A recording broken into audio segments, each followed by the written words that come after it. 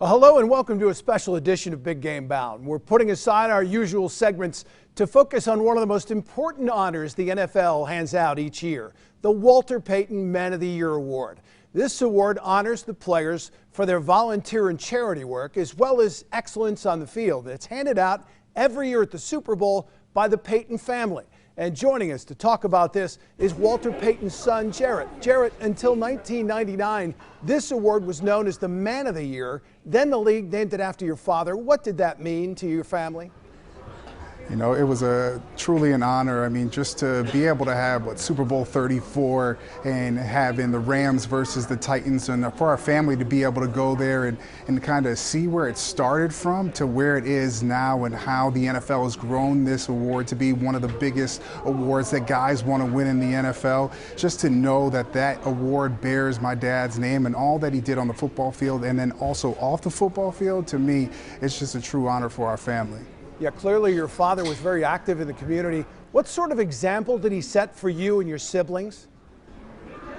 You know, for us, it was always about giving back in service. And I talk about this one time where he took me to Toys R Us and he told me that I had the whole store to myself to get gifts for myself and my sister. And once we ended up leaving Toys R Us, he ended up turning right. Normally we'd take a left to go home, and all those toys that I thought were going back to my family and to my house were actually going to this family that wasn't able to have Christmas. So it was at that moment what I figured out what my passion was. And so that moment kind of changed my life forever. At 12 years old, the reason why I got into service and having my own foundation as well. It's better to give than receive. What was that moment like when you got to hand those out to those children? You know what, just to see the faces of these kids in this family. The dad just lost his job. He wasn't able to provide Christmas for his family. He wrote a note to my dad at his office asking if he could have a signed football because the whole family was Bear fans and Walter Payton fans, and thought that that would kind of be a gift for the whole family. And so my dad kept that, brought it to the family, and see them that they were all about joy, all about love. Even though they weren't going to be able to have Christmas, it really changed my life forever. That's pretty amazing. Now you get to hand out the award, the Walter Payton Man of the Year Award at the Super Bowl. How inspiring is it to see so many great athletes step outside themselves and give back? Well, you know, like I know, that most of the time when you're hearing about these athletes, it's always about the bad things, but there's so many guys that are doing great things in their communities and giving back and having these foundations. And for our family, it's an opportunity to get a list of the 32 guys that are going to be nominated from each team, and to see what these guys are doing in their free time and giving back and having these foundations and helping out kids and having just different causes. And to me, that's what it's all about. And it's something that my dad strived to do, not just being a football player, but being a man off the field. And to see these guys kind of following in his footsteps, it's pretty cool to see some of the impact that they're making in their communities. So Jarrett, you get a first-hand look at this. Any particular stories stand out that have inspired you most? Man, there's a lot. I think for me, it's kind of seeing a guy like you know, Thomas Davis and everything that he has been able to do in his life, and also, you know, playing football and off the field. And I think that moment when he received the award at NFL Honors and his speech that he gave to all the guys and all the people that were sitting into the crowd and just kind of pushing them and saying, listen, we can all do better, we can all do more, with tears falling from his face. It was hard for me not to have some tears rolling down my face. That's why I always keep some tissues close once those guys win the award.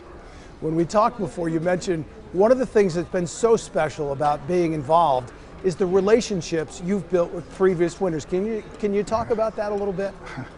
Yeah, I mean, just the opportunity after the awards to go out to dinner with these guys and their families and get a chance to get to know them a little bit more. And in New York, it was kind of crazy because for me, I know Charles Tillman. He's a Chicago Bear, so I got a chance to watch him play, but didn't know him personally. So being able to go out to dinner with his family, and we were telling him stories about my dad, which made him smile, and he wanted to know more, and not only just know about the award, but know more about my dad. And I got to know a lot about him, and so now the relationship between the two of us has grown so much, and these guys become a part of our family. And that's what makes this award so special, is that they're Man of the Year award winners, but they're also like extended family for my mom, my sister, and I. Yeah, we know your dad will live on in the Hall of Fame and in the hearts of Bear fans forever and ever. But knowing that 5, 10, 20, 100 years from now, people will still know the name Walter Payton because it's on this award for service. How special is that? He just gave me chills. I mean, just saying that. I mean, it's you never think. I mean, when my dad passed in '99, I remember someone coming up to me asking me, you know, what are you going to do for the next 5, 10 years? What's your plan, you know, to keep his memory alive? And we had no clue. And to see that he's bigger than life now, and that this award is going to be here forever, that the statue at Soldier Field is going to be here forever, and people are going to, you know, remember him, wear these jerseys. It's amazing. Thanks to the internet, thanks to Roger Goodell and the NFL for really trying to take this and this platform that we have and that my dad had and kind of blowing it up and taking it to a whole new level. And so I know he's up there smiling down, and I know that he's proud. Jared, I know I've seen plenty of video from Super Bowl I and II, and you know, you saw some empty seats there. You mentioned kind of getting involved here at Super Bowl 34, and you know, now we're in the 50s. Really, how big of a beast is the Super Bowl? Is there anything that can compare? No, there's nothing. There's nothing. I've been to all different type of sporting events, but when you see what the Super Bowl brings to a city and just to see everybody coming together, it's to see how the NFL kind of moves everything in for that week and gets everything going. It's pretty amazing. I feel like they should just be doing a documentary on how they set up like the Super Bowl city, because it's you got people coming from all over the world getting a chance to see football, and it's the biggest stage, and you know, you always have the two best teams, and I think being able to duke it out for that Lombardi trophy is such a special moment. All right, so you'll be there, and you've been following this season. We're down to the home stretch. Which teams do you like playing for the Lombardi trophy in Miami in February?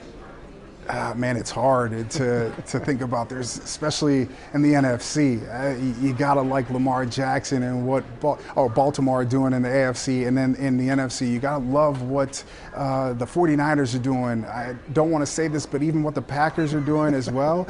And then you gotta look at also just the Seahawks. I mean, anytime you have Russell Wilson on your squad, he gives you an opportunity to win. That's where the game's going. We're seeing these new age quarterbacks that are coming into the league that are making an impact. And right now, that is what is so awesome to see, is that the game is changing. They're spreading things out, and these guys that were just looked at as college quarterbacks are now making an impact in the NFL. And I think you look at Baltimore in the AFC, Lamar Jackson is the cheat code right now, and Jimmy G, I think they might have a shot with the 49ers with that defense and also what they're doing on the offensive side of the ball.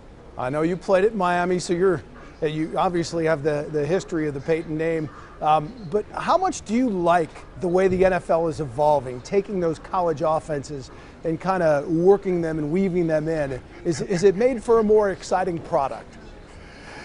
You're not going to like my answer. I'm not a big fan of it. I really not. I love the fact that we're seeing more scoring. We're seeing these guys get more opportunity to go from college in the game and how you're spreading things out. But I'm an old-fashioned football fan, man. I love watching ground and pound, just line it up, running back and a fullback, I formation, running it down the line. I think, you know, when you get down to the Super Bowl, more than likely you can have all this flash and all this glitz and glamour, but the two teams that can run the football and play the best defense, those are normally the team that win the Super Bowls. And you saw it last year with the Pats. They went old school. They kind of broke it out a little bit and kind of spread everybody out, and everybody kind of followed their plan, but they went back to old school. They had some defense and then ran the ball when they had to, and I think that's what gets you a Super Bowl championship when it comes down to the end.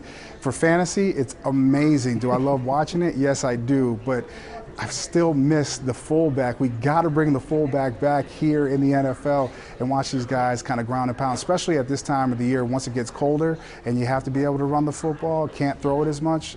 I enjoy watching old school football. Yeah, Roland Harper and Walter Payton, greatest backfield in the history of the game.